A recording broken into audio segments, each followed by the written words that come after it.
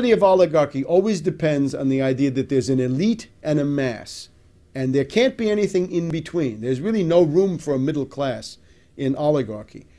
So the elite has to justify itself based on what? Why should they rule? Are they smarter? Are they more efficient? Are they better? They're probably none of those things. They're probably inferior in many ways. So they've got to find other ways to justify what is an irrational principle of domination. So oligarchs generally find ways to argue that the mass of people are inferior, that their lives are not worth living, and indeed that they're closer to animals than they are to the elite. So whenever you have an oligarchical elite, they're always going to try to portray the masses as ignorant beasts, inferior, or whatever else it is. And that's what we see. This is very strong in the Anglo-American world. The US-British tradition is not that of a dictator. Stalin, Hitler, this you generally don't find. It's also not so much in the notion of mob rule and demagogy of that sort, although occasionally it is.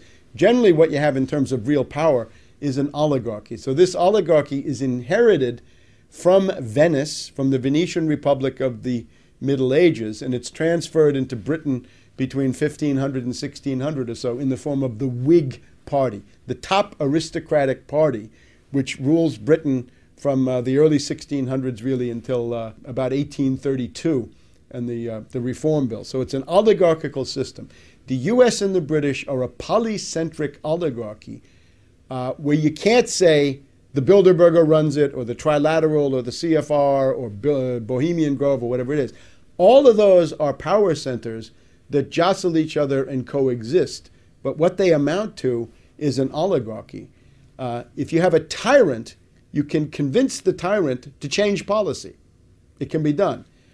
But to change an oligarchy, as Plato points out, is harder because you've got to convince so many different ones, and as soon as you convince some of them, you've deconvinced others because those are the enemies and they hate the ones that you've convinced. So that's the problem that we face in the Anglo-American world. The Club of Rome is a group of old fascists, for want of a better word. Aurelio Peccei was the most prominent guy. He had been a fascist for Mussolini in the Balkans during World War II, done all manner of crimes there. And then we have his associate, Alexander King, who admitted that embarrassing thing, that the purpose of this was to express the genocide of the Third World. In other words, that it was designed to make sure that there would be no Third World development, that therefore the black and brown people of the world would not become numerous.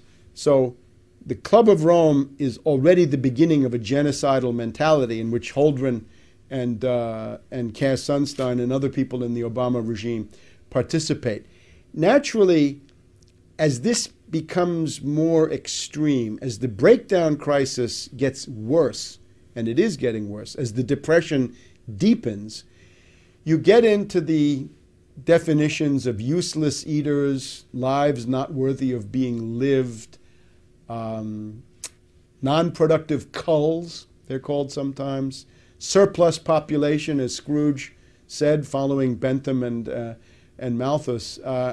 And how many are there of such people? As the depression gets worse, it gets to be more and more of the population that are useless eaters and non-productive culls. So the problem that we face is the ideology has deteriorated. The global warming ideology is, at least up to now, the most extreme form, because it says that carbon dioxide is a pollutant and that carbon is bad when we ourselves are a carbon-based form of life. So it seems to say that the inevitable results of humanity is pollution, that people pollute, or indeed that people are pollution. It gets back to Ehrlich and Holdren and their idea that humanity is a cancer on the face of the earth. So the ultimate logic of all this is extermination, genocide, the concentration camp, depopulation, and a horror that goes beyond anything seen in the 20th century. That's where Obama is essentially leading. When Holdren is confronted with his published works, the body of work on which his scientific credentials rest, he wants to run away from them and say that he's no longer the environmental extremist that he once was, that his genocidal fury has mellowed with age. But I wouldn't believe that for a minute. It's just that he's become a little bit more sophisticated politically, and he's seen how damaging it is when people throw that stuff at you. It's, of course, a monstrosity that he was allowed to get through that confirmation process in the first place. In terms of genocide, genocide entered the U.S. policy realm in an overt way with this National Security Memorandum 200 by Kissinger in the 1974-75 period, which said that if you have population growth in third world countries, they will compete for the limited natural resources that the U.S. intends to monopolize. I attended the food conference, the World Food Conference of the Food and Agricultural Organization in Rome in December of 1974, which was attended by Kissinger. And I put out some leaflets at this FAO conference in Rome in late 1974. And in response to that, the UN bureaucracy kicked me out of the conference, not for disrupting anything, but simply by pointing out the obvious implications of what was going on. At that same conference, the Soviet delegate made a useful contribution. He said that if you just took the existing off-the-shelf technology and made that available to everybody, you would have no problem with 35 billion people on the earth. The demographic potential is still very, very large, lots and lots of wide open spaces, but they kicked me out. So the Kissinger line was, stop population growth in third world countries, because otherwise they'll compete for natural resources. I guess he's looking into what happens today with Chinese oil consumption and the Chinese in Africa offering their own bids for mining and other products. The other thing to stress is under Carter, and in particular under Secretary of State Edmund Muskie, you had Global 2000 and Global Futures. And that is the real watershed of making genocide, population reduction, euthanasia, population control into the dominant ideology of the U.S. government, the foreign policy establishment, and the State Department. Global 2000 and Global Futures enacted under Muskie are really the turning point, after which U.S. policy in the developing sector is no longer development, but it's rather population control, population reduction with strong genocidal overtones. Holdren writes books about nuclear target selection, nuclear war. He's a strangelove. He's a strangelove under green left cover. However, he recognizes what strangeloves often forget. You can kill more people with economic means than you can with military means. Robert McNamara did his best to escalate Vietnam. Robert McNamara killed more people at the World Bank than he ever did at the Pentagon. The general estimate is, well, 40,000 people a day, meaning 15, 20 million a year minimum, die as a result of the IMF conditionalities. They die of starvation, malnutrition, and diseases like diarrhea that can be cured for a few pennies. So that's the cost of the IMF-based system is already in the neighborhood of 20 million dead per year. And again, 40,000 per day. And that's an old figure. Now that we have the Depression, it's probably more like 50,000 a day or more, because the effect of the Depression is obviously to increase that figure. This is a book called Ecoscience, Population, Resources, Environment. The authors, Paul R. Ehrlich of Stanford University. This is the charlatan with the population bomb. Ann H. Ehrlich, who is an environmental fanatic in her own right. And John P. Holdren of the University of California, Berkeley, today White House Science Czar for Obama. Published by the W.H. Freeman and Company Publishing House in San Francisco. And the edition I have here is 1977, so we're in the Jimmy Carter era. First edition, 1970, second edition, 1972. And as you can see, this is a hefty tome. This is the best part of 1,000 pages, more than 1,000 pages. If you count the index, we get up to 1,500 pages of raving, insane, Malthusian drivel. And he tells you He's a Malthusian, a neo-Malthusian. He loves Darwin. He loves the struggle for existence and the survival of the fittest. And in some ways, he wants to bring that into human society.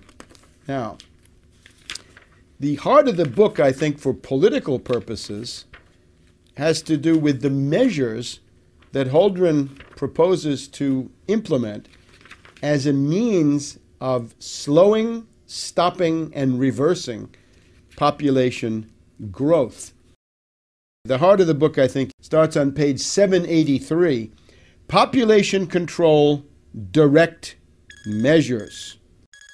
You've got to convince people of the necessity of reducing population. For example, one thing he quotes approvingly, a case in point was the sudden imposition in 1976 of compulsory sterilization in some states in India and for government employees in Delhi, following 2 decades of discouraging results from voluntary family planning. So let's make it involuntary, compulsory, obligatory, and we're going to come in with compulsory sterilization. Let's jump ahead to the involuntary controls. In the 1960s, it was proposed to vasectomize all fathers of 3 or more children in India.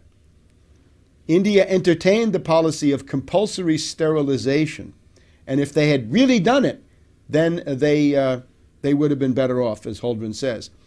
A program of sterilizing women after their 2nd or 3rd child, despite the fact that this is harder to do than a vasectomy, might be easier to implement than sterilizing men. Other than that, Holdren is interested, and again on page 787, the development of a long-term sterilizing capsule that could be implanted under the skin and removed when pregnancy is desired. Well, this is Norplant, and that's been implanted in victim populations in U.S. inner cities now for a couple of decades. One of the problems is, how do you get it out? The government puts it in, but who's going to help you to take it out? That's a little bit harder. Another proposal that Holdren is interested in, he quotes the economist Kevin Boulding, British, I'm pretty sure. Boulding proposed to issue to each woman at maturity a marketable license that would entitle her to have a fixed number of children. And of course, again, if Goldman Sachs gets into the market, then that could be priced out of reach of poor people. He quotes social scientists who have looked into the effects of a marketable license for birth. A very interesting chart on page 788. Baby licenses. We're told that you can have a monthly subsidy if you have no more than 2 children. You can have a monthly tax on people with more than 2 children to discourage that. A one-time lump sum tax on excess babies over 2. So if you're over 2 children, that's excess. And quotas for families. So again, the basic idea is some measures designed to persuade, and then the hardcore, hardline measures, compulsory sterilization, compulsory abortion, and it's also a good idea to take children away from mothers if they're teenagers, unmarried, and otherwise not suitable. Now, he wants to impose this not just domestically in the U.S., but even more. He wants to have family planning measures. Here on page 789, he wants to have family planning measures in the less developed countries. High priority should be given to stimulating attitude changes and counteracting the effects of pro-natalist traditions. You may remember President de Gaulle of France talked about 100 million Frenchmen as a national goal. Obviously, for Holdren, this is impossible. What are the problems with this? Well, one problem is human rights, page 793. Some people have this idea that there's a fundamental human right for each person responsibly to determine the size of his or her own family. Holdren doesn't like that one. Could this